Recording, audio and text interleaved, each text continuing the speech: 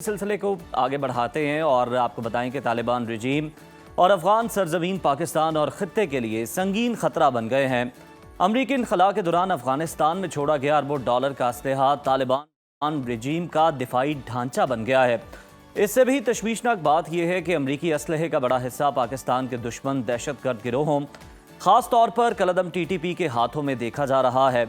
अमरीकी हुकूमत के special inspector general for Afghanistan reconstruction की ताज़ा रिपोर्ट में यह वाज़े किया गया है कि 7 अरब डॉलर से ज़ायद का जदीद जंगी साजो सामान M4, M16, नाइट विजन, बख्तरबंद गाड़ियाँ, हेलीकॉप्टर्स और दीगर असलहा तालिबान की मिल्कियत बन चुके हैं। और ये वही असलहा है जिसे तालिबान माले गनीमत करार देते हैं, जिसके साए में दहशतगर्दी फिर से सर उठा रही है। अफगान तालिबान दुनिया को यकीन दिलाते हैं कि वो अपनी सरजमीन किसी के खिलाफ इस्तेमाल नहीं होने देंगे, मगर हकीकत इसके बिल्कुल मुख्तलिफ है। अक़वाम मुत्तहिदा तक ये कह चुका है कि दहशतगर्दों का अफगान सरजमीन पर सहूलतकारी मिल रही है, ट्रेनिंग भी मिल रही है और जदीद अमरीकी असलहा भी उन्हें दिया जा रहा है। यही असलहा ब्लैक मार्केट में भी फ़रोख्त और पाकिस्तान स्मगल हुआ। यही वजह है कि पाकिस्तान में दहशतगर्द हमले अब दोबारा से बढ़ रहे हैं और इन्हीं हथियारों से हमारे जवानों, पुलिस एहलकारों और आम शहरियों को निशाना बनाया जा रहा है। खित्ते के बड़े ममालिक जैसा कि रूस, बस्ती एशिया रियासतें चीख चीख कर बारहा खबरदार कर चुके हैं कि अफगानिस्तान में दहशतगर्दी बहुत तेज़ी से मुनज़्ज़म हो रही है और तालिबान रजीम उन्हें रोकने की बजाय उल्टा उनको फैसिलिटेट कर रही है, उनकी सहूलतकारी की जा रही है।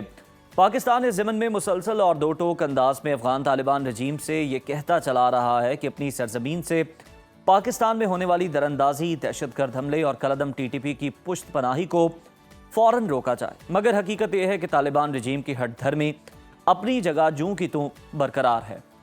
पाकिस्तान के सब्र को कमज़ोरी समझने वालों के लिए गुज़श्ता रोज़ एक बड़ा ही वाज़े पैगाम आया है और बड़े अहम मौके पर आया है। Chief of defence forces field marshal Syed Asim Munir ने साफ और खुले अल्फाज में यह कह दिया है कि अब तालिबान रजीम के पास सिर्फ दो ही रास्ते हैं, पाकिस्तान या ख्वारिज। एक का इंतखाब तालिबान को इनमें से करना होगा। इसी तमाम तर सूरत-ए-हाल को डिस्कस कर लेते हैं। हमें ज्वाइन किया दिफाई तज्जियाकार एयर कमोडोर रिटायर्ड खालिद साहब ने। बहुत शुक्रिया चिश्ती साहब आपके वक्त का। वेलकम टू सुनो पाकिस्तान। सर, अमरीका का छोड़ा गया 7 अरब डॉलर का असलहा तालिबान का दिफाई ढांचा बन चुका है। क्या समझते हैं, ये अमरीका की स्ट्रेटेजिक नाकामी है या फिर वो गफलत जो दानिस्ता की गई? जी बहुत शुक्रिया उज़ैर, आपने इनवाइट किया। देखिए ये कॉम्बिनेशन है और आमतौर पर इस तरह के विड्रॉ होते हैं किसी भी कॉन्फ्लिक्ट के बाद तो बड़े ऑर्गेनाइज्ड होते हैं मुल्कों के दरमियान, ख़ास तौर पर जब होते हैं विड्रॉ किए जाते हैं। यहाँ पे बदकिस्मती ये है कि ये एक पावर हब है या एक जत्था है जो आर्म्ड है, जाहिर है कोई रूल्स फॉलो नहीं करता। और अनफॉर्चुनेटली मैं अक्सर बात करता हूँ कि ये अफगानिस्तान में जो इस वक्त हुकूमत है उसको स्टेट नहीं कहा जा सकता। बुनियादी तौर पर एक पावर ग्रुप है जिसके पास ज़्यादा असला है, फुट सोल्जर्स हैं चंद हज़ार, और ऑब्वियसली उसने मेजॉरिटी ऑफ अफगानिस्तान पे कब्जा किया हुआ है। अब आप मैं हिस्टोरिकली देखते चलते हैं 1996 से लेकर 2001 तक जब तालिबान की पहली हुकूमत थी तो उनको 3 मुल्कों ने रिकग्नाइज़ किया था। अफगानिस्तान को पाकिस्तान ने, सऊदी अरब और UAE ने रिकग्नाइज़ किया था। इस वक्त सिर्फ रूस ने किया है और उसकी बड़ी वजह यही है कि वो स्टेट लाइक बिहेव नहीं कर रहा, जिसका मतलब ये है कि स्टेट की जिम्मेदारियां होती हैं। जब आप इंटरनेशनल फोरम पर होते हैं या कम्युनिटी ऑफ नेशंस में रहना चाहते हैं तो आपको बाय लॉज रिस्पेक्ट करने होते हैं, इंटरनेशनल नेबरहुड का ख्याल करना होता है, आपके यूनाइटेड नेशंस के रूल्स और SOPs को करना होता है। आप एक्सपोर्ट नहीं करते terrorism formally as a policy और इंस्ट्रूमेंट ऑफ फॉरेन पॉलिसी नहीं करते जी। इसको ज़हन में रखते हुए यहाँ क्योंकि अमेरिका ने इवैक्यूएट किया और बड़ी जल्दी में किया, और बहुत जल्दी मैं इसलिए नहीं कहता क्योंकि इन्होंने तकरीबन 2 साल से दोहा में मुज़ाकरात कर रहे थे अमेरिका के जो रिप्रेजेंटेटिव थे इन्हीं तालिबान के साथ, हालांकि अफगानिस्तान में अमेरिका की हुकूमत या कंट्रोल था उस वक्त। और जब विड्रॉ किया गया तो इतना हरिडली किया गया कि बहुत सारी चीज़ें अनअटेंडेड छोड़ दी गई, अनफिनिश छोड़ दी गई और इन अ वे हैंड ओवर कर दी गई इनफॉर्मली। अब एक बगराम बेस से कनेक्ट करते हैं। बगराम बेस इतना बड़ा बेस है जो अमेरिकन छोड़ कर गए और as part of the agreement जो मैं कर रहा हूँ कि 2 साल तक नेगोशिएशन होती रही, वहाँ ऑलमोस्ट ये 7 बिलियन का असला छोड़ कर गए। और अपनी तरफ से तो अमेरिकन उनके साथ ये डील करके गए कि हम आपको एनुअल कंपनसेशन देंगे। एनुअली किस बात की? आप ये एसेट हमारे प्रिजर्व या मेंटेन करेंगे। जैसे आप कोई बिल्डिंग छोड़कर चले जाते हैं कि हमारा इसका ख्याल रखना, ये उस तरह बगराम बेस छोड़कर चले गए। वहाँ पे ये 7.2 बिलियन के करीब सुना है असला है जो कंफर्म करते हैं, अमेरिकन खुद भी कहते हैं।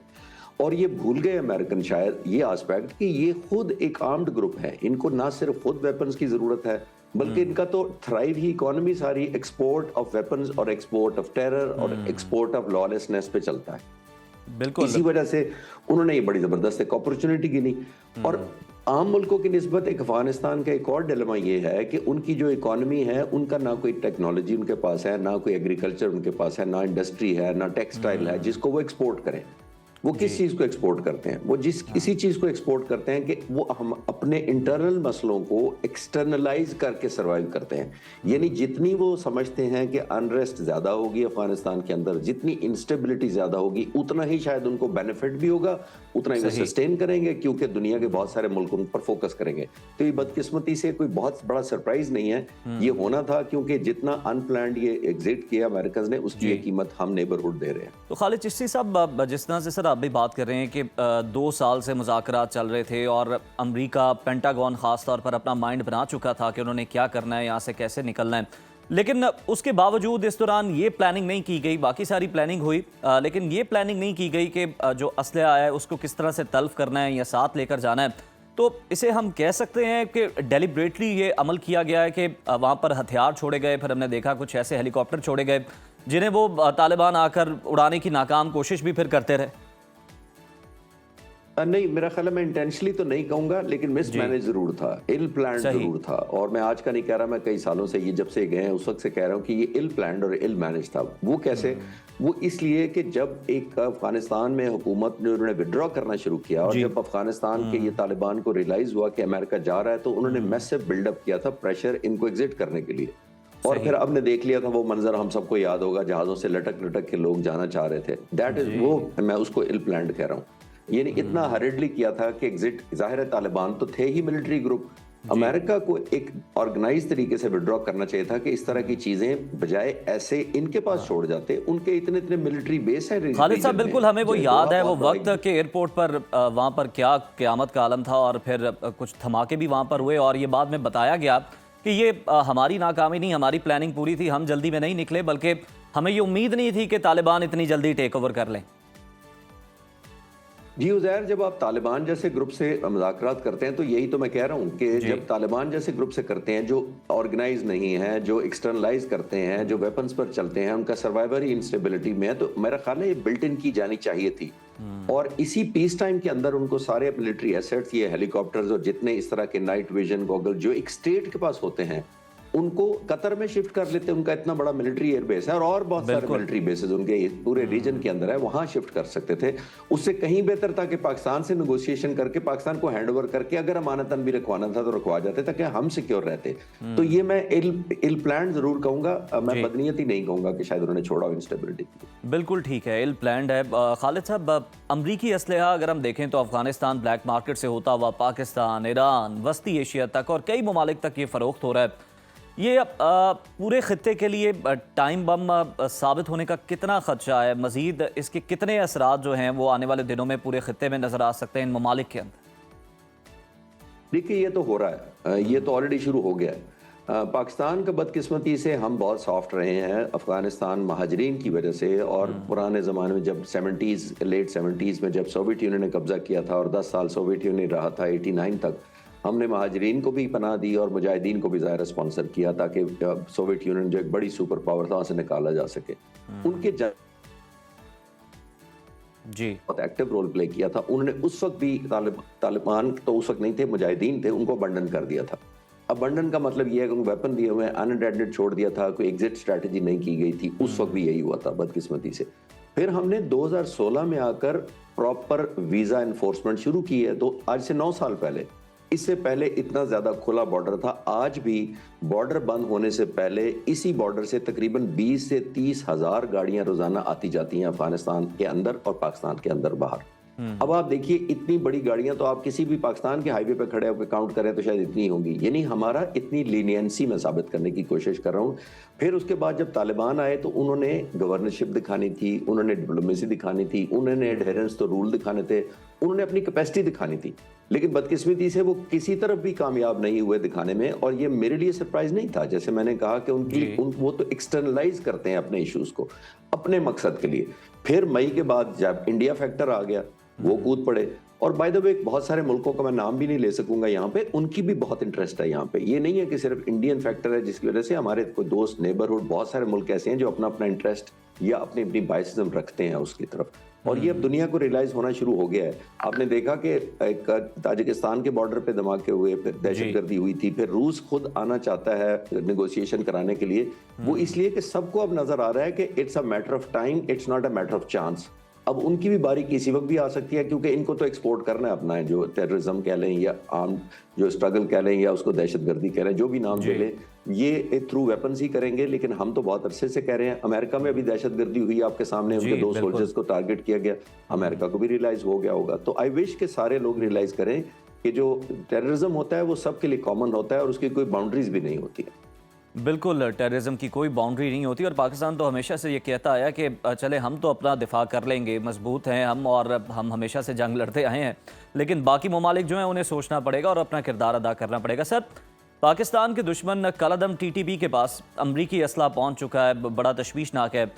क्या आप समझते हैं कि अफगान रजीम, तालिबान रजीम जानबूझकर TTP को मजबूत कर रही है, स्ट्रेंथन कर रही है, ताकि पाकिस्तान पर जो दबाव है ये बरकरार रहे और अफगान तालिबान और TTP एक ही सिक्के के 2 रुख हैं? जी, आखिरी जुमले से तो मैं इत्तेफाक करता हूँ कि एक ही सिक्के के 2 रुख इसलिए हैं कि दोनों का ईमान ये है कि फोर्स स्ट्रगल होनी चाहिए, आर्म्ड वेपनाइजेशन करनी चाहिए। उनका बिलीव ये है कि बैग बोरो और स्टील कहीं से उनके हाथ में वेपन चढ़ने चाहिए। लेकिन मैं ये कहना चाहता हूँ कि ये अगर तहरीक तालिबान अफगानिस्तान जो इस वक्त हुकूमत में है, अगर वो करना भी चाहें इस वक्त कंट्रोल, तो मेरा नहीं ख्याल कि वो TTP को कंट्रोल करने की पोजीशन में है। अच्छा। क्योंकि जैसे मैं अक्सर आपके प्रोग्राम में भी कह चुका हूँ, ये पावर हब्स हैं बुनियादी तौर पर, ये ताकत के सोर्सेज हैं, एक दूसरे को नहीं कहते, एक दूसरे से साइन तक नहीं किया था एग्रीमेंट अभी तक। आपने देखा था जब दोहा में भी मुज़ाकरात हुए, इस्तांबुल में भी हुए, तो तालिबान जो थे, जो हुकूमत जिनकी है, वो सिग्नेचर करने को भी तैयार नहीं थे। सिग्नेचर इसलिए नहीं करना चाहते थे कि ये एक उनके जो एंटी राइवल्स हैं, जो उनके मुखालफीन हैं, उनको एक मैसेज जाएगा कि ये कोई कैंपेन पे एग्री कर गए हैं। फिर हमारे लिए एक मॉरल असेंडेंसी हो जानी थी पाकिस्तान के लिए कि क्योंकि आपने एग्री किया है तो या आप खुद करें या हमें करने दें, बात अगली तरफ चली जानी थी। तो उन्होंने सिग्नेचर करने से इनकार कर दिया था, क्योंकि उनको पता था कि हम अगर सिग्नेचर कर भी देंगे किसी एग्रीमेंट पे तो हम इन्फोर्स नहीं कर सकेंगे। ये जैसे अंग्रेजी में कहते हैं ना, लिव एंड लेट लिव, यानी हमें भी रहने दो, हमें भी ना छेड़ो, हम आपको कुछ नहीं कहते। और वही वहां पे चल रहा है बदकिस्मती से। और ये एक ग्रुप में नहीं है, 2 ग्रुपों में नहीं है। अफगान तालिबान को पता है कि ये जितने ग्रुप हैं, अगर उन्होंने एक ग्रुप के खिलाफ कोई एक्शन लिया तो 2 या 3 या 4 बड़े बड़े ग्रुप हैं। हक्कानी ग्रुप के अलावा भी काबुल के अपने तालिबान के ग्रुप हैं, वहाँ पे बकेयार है, नॉर्दर्न अलायंस है, जो कंधारी ग्रुप है उसके अंदर 2 अपने फैक्शंस हैं। तो ये इतने ज्यादा मिलकर कोई ग्रुप किसी के साथ अलायंस करके इस हुकूमत को गिरा सकता है। तो it was a matter of survival, not matter of encouragement. बिल्कुल, ये मैटर ऑफ सर्वाइवल है। खालिद साहब, बड़े अच्छे तरीके से आपने एक्सप्लेन किया। सर, तो ये जिस तरह से मुख्तलिफ ग्रुप हैं और सारे एक्टिव हैं और अपने अपने जो उनके नज़दीक दुश्मन ममालिक हैं वहाँ पर हमले भी करते हैं, पाकिस्तान के अलावा भी, तो सर ये तो एक तरह से हम ये नहीं कह सकते कि ये किसी और बड़ी ताकत को दावत दे रहे हैं कि जनाब अब वो अफगानिस्तान का रुख करें? देखिए, ये तो टेंशन ड्रॉ करने के लिए करते हैं। ये हमें ज़हन में रखना चाहिए। और मैं हमेशा कहता हूं कि उनकी मजबूरी है कि अपने इंटरनल मसले को एक्सटर्नलाइज करें। मैं थोड़ी देर पहले कह रहा था। और एक्सटर्नलाइज क्यों करें? क्योंकि वो रेलेवेंट रहते हैं इस तरह।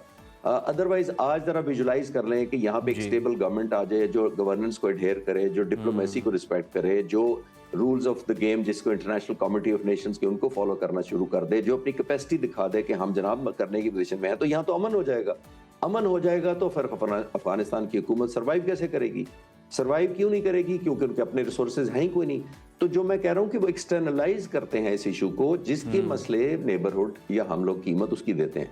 और आज का नहीं है, बाय द वे, उनकी अपनी इंस्टेबिलिटी हिस्टोरिकल है यहाँ पे। आप खुद देखें, 1788 से 82 से लेकर जब ये ड्यूरेंट लाइन डिसाइड की गई थी, ब्रिटिश के साथ इनकी लड़ाई हुई थी, इनको बड़ी मार पड़ी थी। उस वक्त भी इनके अमीर अब्दुर्रहमान होते थे, उन्होंने पीस एग्रीमेंट किया था।